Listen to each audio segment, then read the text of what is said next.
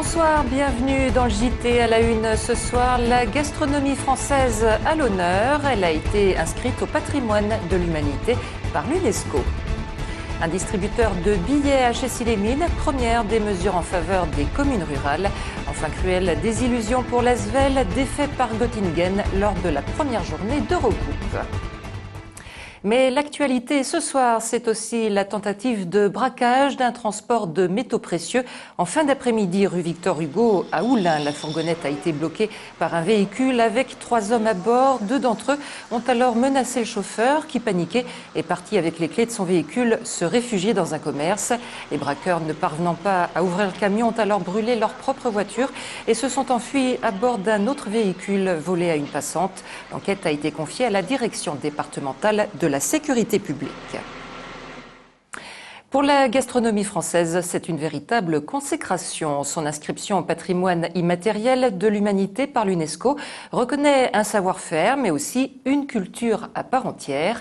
À Lyon, capitale de la gastronomie, comment cette distinction est-elle perçue? Jean-Marc Roffa.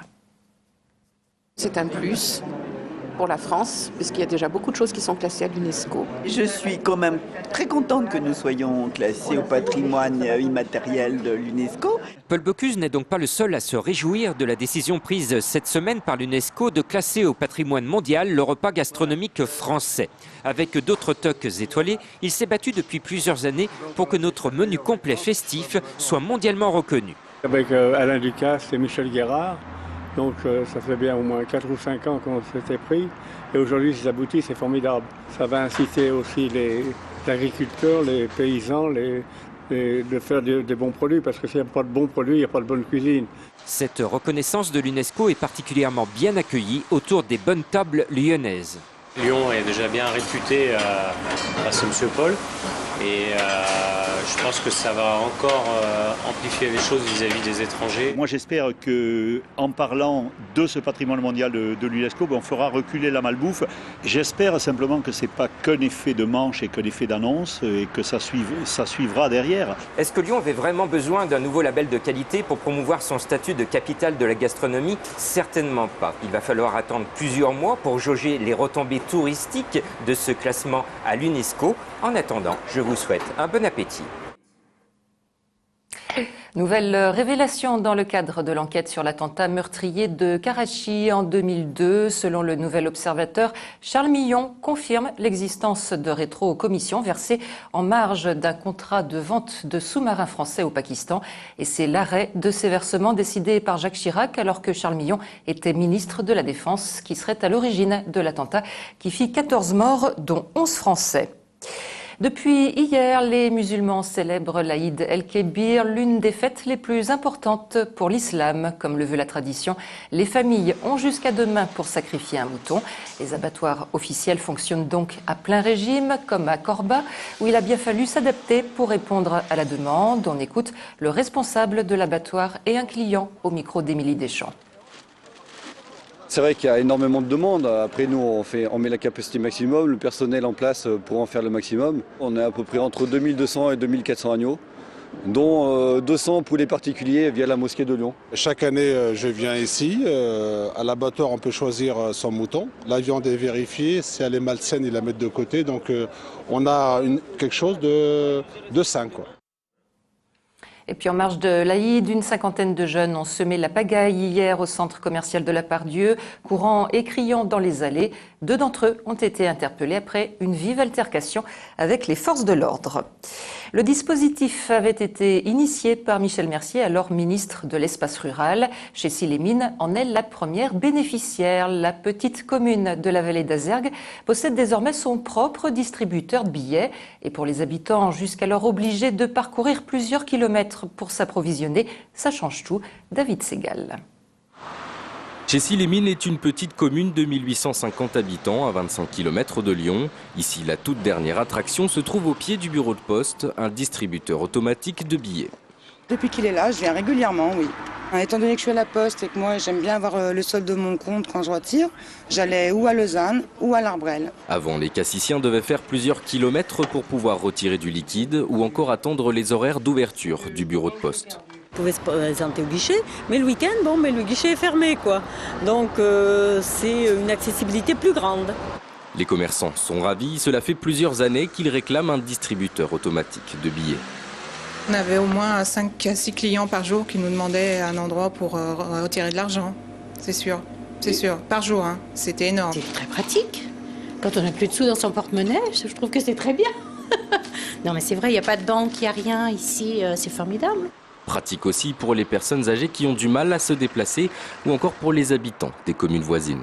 Dès les premiers jours, il y a eu plus de 30 retraits par quotidien. Donc ça veut dire que ça répond à un vrai besoin. Et on voit même des gens d'autres villages venir maintenant à Chessy pour retirer de l'argent. Le distributeur de Chessy-les-Mines est le premier d'une série de 32 qui seront installés d'ici mars prochain en zone rurale dans 25 départements. L'aéroport Saint-Exupéry élargit sa gamme de services aux voyageurs. Désormais, un salon de coiffure accueille du lundi au samedi et sans rendez-vous les passagers en transit pour une petite coupe ou un brushing express facturé 10 €. Un concept qui se veut également écologique. Ici, pas de shampoing, on travaille uniquement sur cheveux secs. On écoute les réactions d'une cliente et le responsable du développement de l'aéroport au micro de David Segal.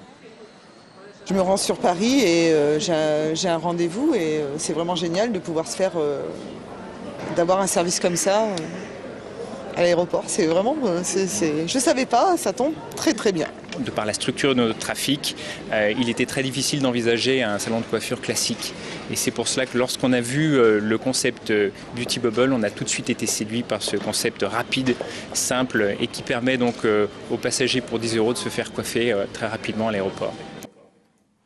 En basket, l'Asvel rate son entrée en Eurocoupe en s'inclinant 88-80 face à Göttingen.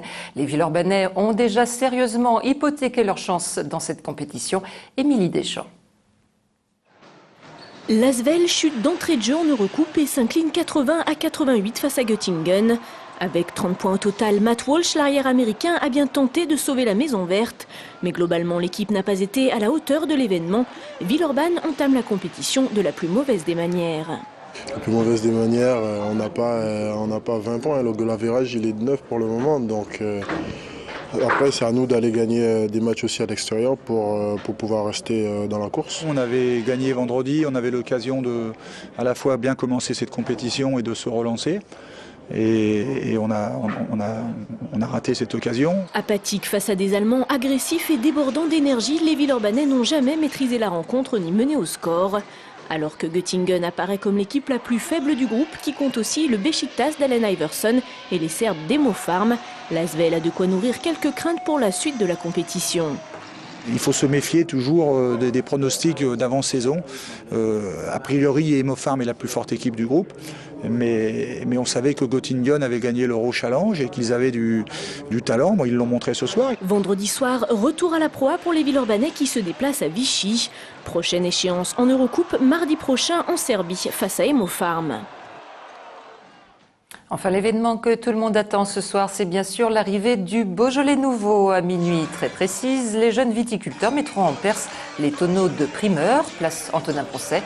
Au total, ce sont 400 litres de Beaujolais nouveau qui seront proposés à la dégustation, à consommer bien sûr avec modération. Des éthylotests seront d'ailleurs mis à disposition des Lyonnais. Et c'est la fin de cette édition. Très bonne soirée sur TLM.